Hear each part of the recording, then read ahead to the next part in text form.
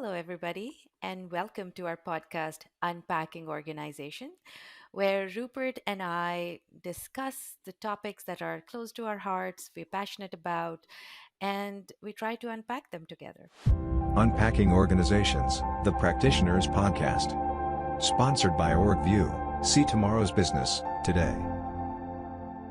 Today's podcast, I'm actually using Rupert as our subject. So we are going to unpack Rupert, his motivations, what he has done so far, his achievements, his perhaps his failures that he thinks about.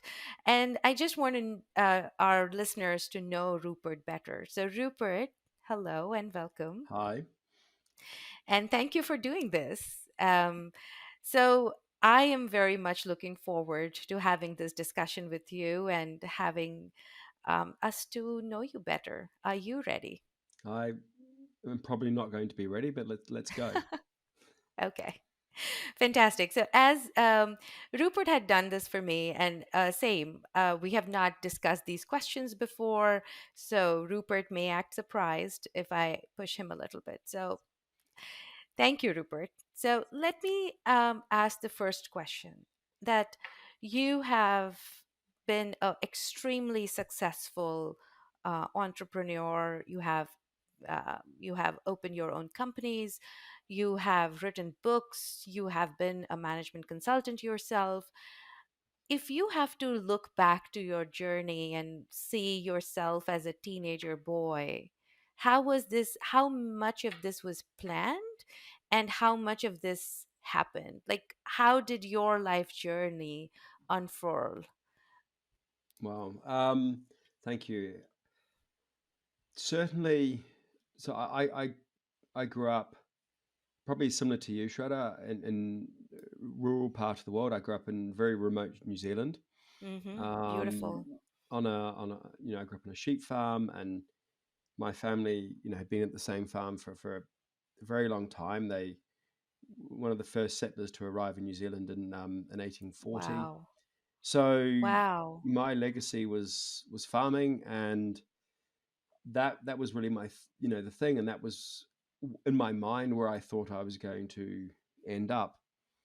And through Fascinating. yeah, but through circumstance and what have you, and I guess tragedy to the family, we lost the farm, and I lost my Oh, father, and when I was 16. So that was I'm so gone, sorry. and I ended up moving countries and moving to the Netherlands, and so my life um, was thrown upside down, and I had to reinvent who I thought I was going to be at a young age, and that breeds a level of um, ambition and determination. I think when you go through trauma, and it's very common for entrepreneurs. And if you listen to there's the Founders podcast, and the Founders podcast is basically a podcast about founders.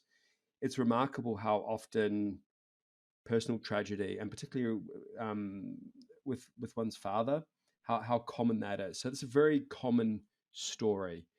And I then I decided, to study economics, and I had to study in the Netherlands because I didn't have money to study in New Zealand, and what have you. So I studied economics and mathematical economics, and I wasn't particularly academic growing up. I was actually a very, very poor student. I think it's probably fairly dyslexic as well, which is another. And so I was quite, particularly when I was young. Really, I was at a country school with only 20 kids in the entire school. So from the age of Wow. 5 to 13, there were 20. hmm It hmm was beautiful, by the way, Shad. It was stunning. And I can only imagine. yeah, but so I suddenly, I always kind of felt that I was bright, but I didn't have the evidence growing up.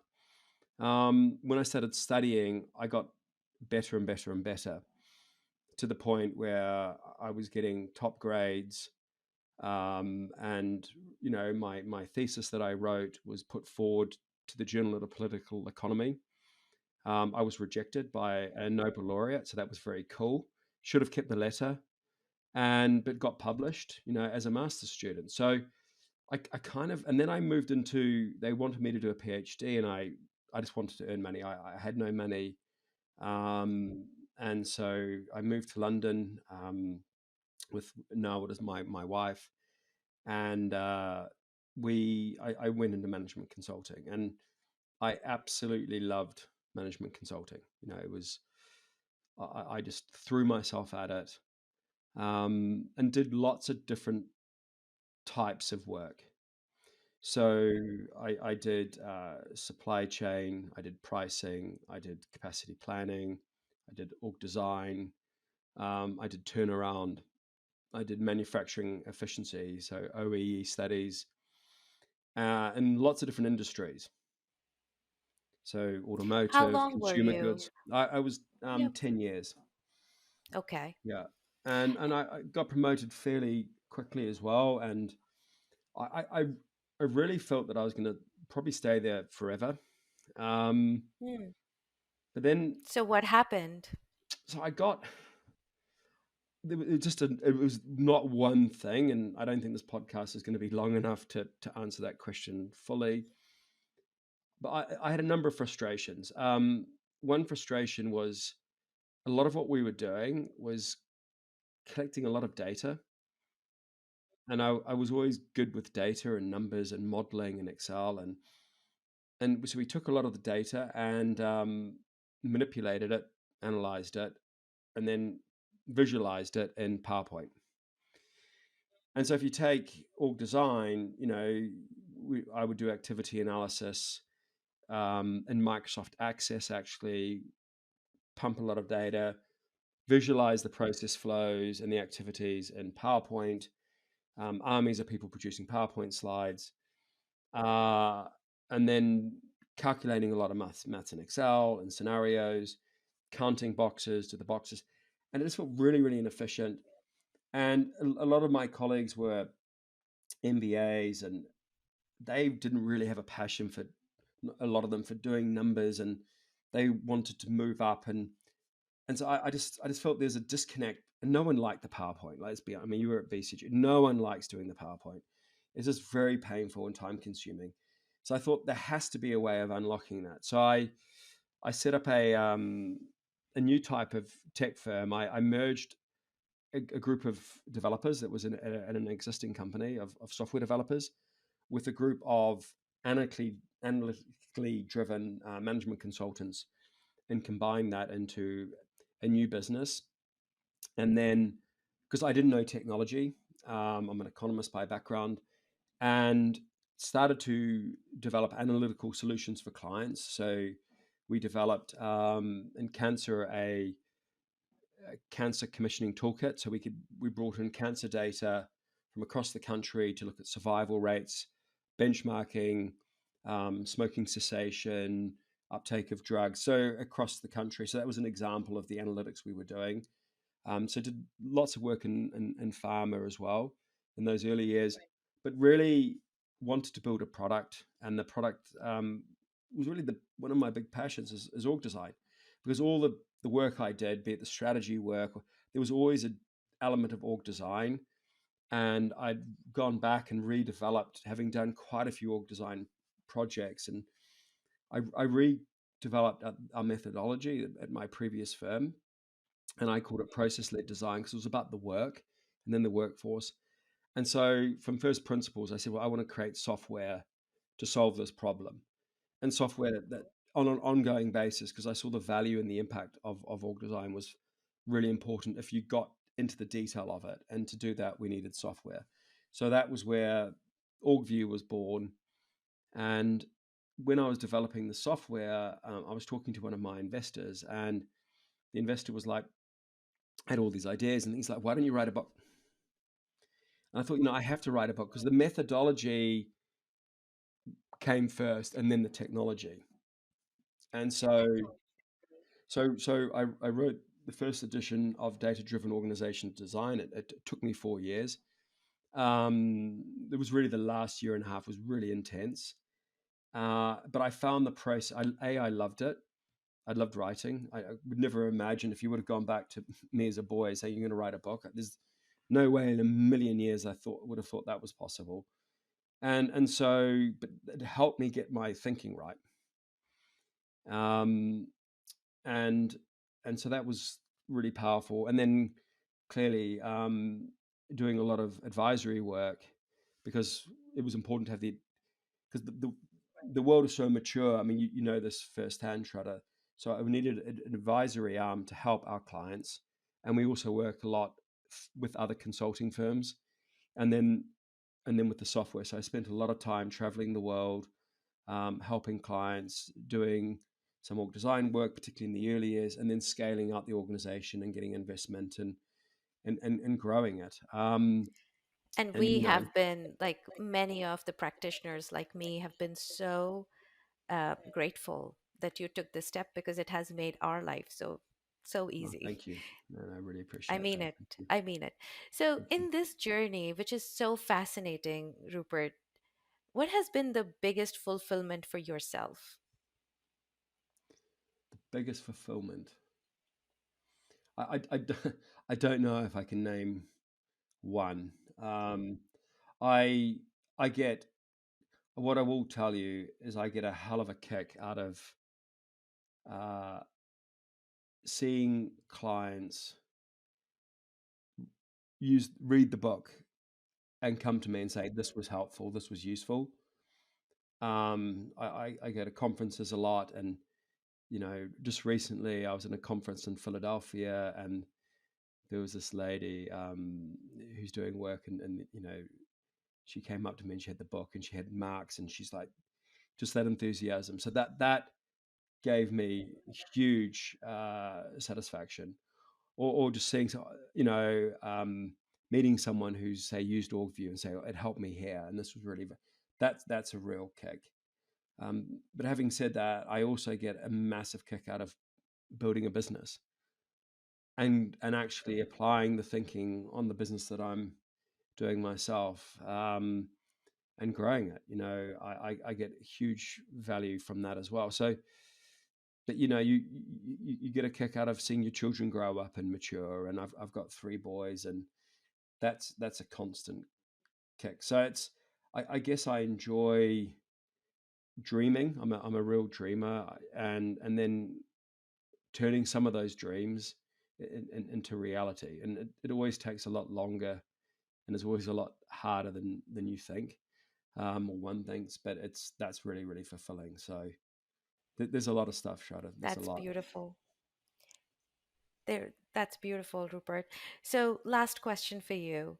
Um, what is it about you that we cannot find on LinkedIn or internet?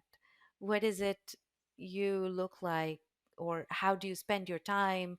How do you, how, what motivates you personally? There's a couple of questions there. Uh, I know, I'm sorry. what it's Let me good. just rephrase it. No, no, it's So, fine. I can um, unpick that. But let me unpick. So what about me that is not first question, you know, so I love rugby. I coach rugby. I've been coaching rugby now for over 12 years. Um, yeah, I used to play it, um, you know, growing up and as a young adult. Uh, but I like doing lots of other sport. I'm a real sucker for pain. So I've done 3 Ironman races. I've done a couple of 10K swims and, you know, marathons. And so I enjoy putting myself out there and challenging myself. At the moment, I'm doing that's a boxing. lot of Um, challenging. yeah, I'm doing boxing with one of my sons, and we go to a boxing club and we're doing sparring. And so I like to be active. You know, as much as possible. I love. I'm not a great cook. Sure, you're a great cook. I do enjoy doing a barbecue. I'm playing to my stereotype, um, but I enjoy just being with friends. I'm not. Let me put it this way: I'm not the sort of person that likes to go clubbing. I'd much rather sit with someone in front of a fire, drinking a whiskey, um, having a really intense conversation. I love when I'm in New Zealand. We've got a small beach house, the mouth of a river, and walking and getting fish, and then preparing the fish and cooking that, and being driven by the tide, and totally detoxed from um, from everything that's electronic. Um, so those sorts of things, really motivate me. Like you, I like playing games.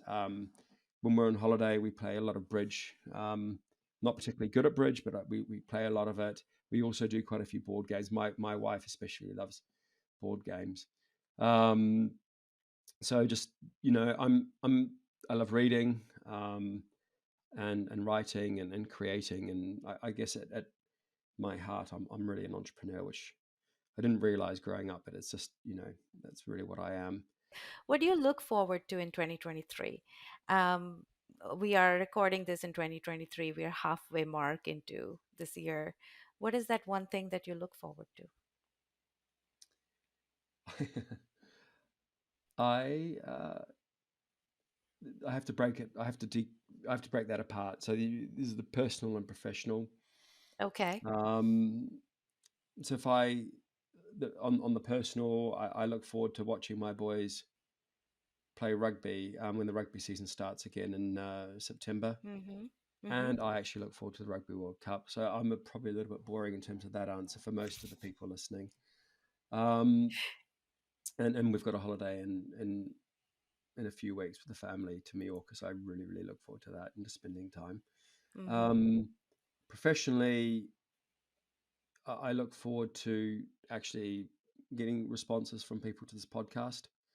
Um, Trying, this trying to get people to adopt org viewing, and the things that we're changing to, to get reactions to that.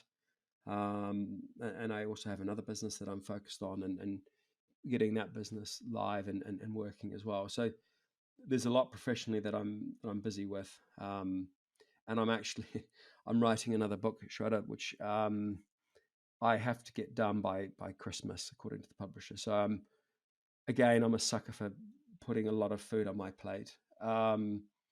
So getting all that done. So watch all the space, but there's a lot to look forward to in 2023.